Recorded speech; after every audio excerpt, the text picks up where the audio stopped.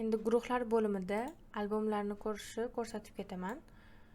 O'zingizga kerak bo'lgan guruhga kirib olasizlar va u yerda mana shunaqa panelga ko'zingizlar tushadi. Pastrog'ida mana bu yerda albomni ko'rish va pastda ishtirokchilarni ko'rsanglar bo'ladi. Qancha ishtirokchilar borligini. Bu yerda guruhdan chiqish, agar kerak bo'lsa guruhdan chiqishingiz mumkin. Albomni ko'rish tugmasini bosamiz. Bu yerda har xil albomlar yig'indisi turadi. Yangi yil ertaligi, bahor va kerak bo'lganda qanaqadir albom yaratsanglar bo'ladi shu guruhga taalluqli. Endi bu yerda tanlaganlarim print buyurtmalarim va partiya. Sizlar bu yerda o'zingizga kerak, o'zingizga yoqqan rasmni ko'rib tanlab olsanglar bo'ladi.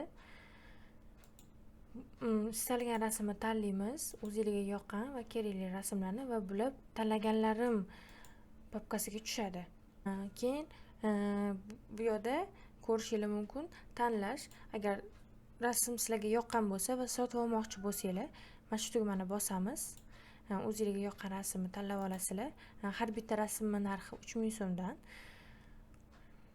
Agar sizlar mana rasmni ko'rasizlar va bir xil rasm tanlagan bo'lsanglar, yoqmasa mana bu o'chirish orqali sizlar u rasmni o'chirib tashlasanglar bo'ladi.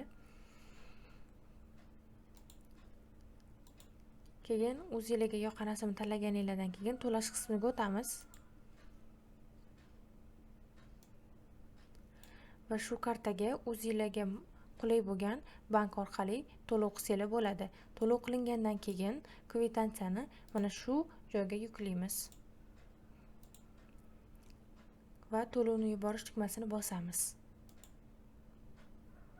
To'lov yuboriladi, administrator tekshiradi.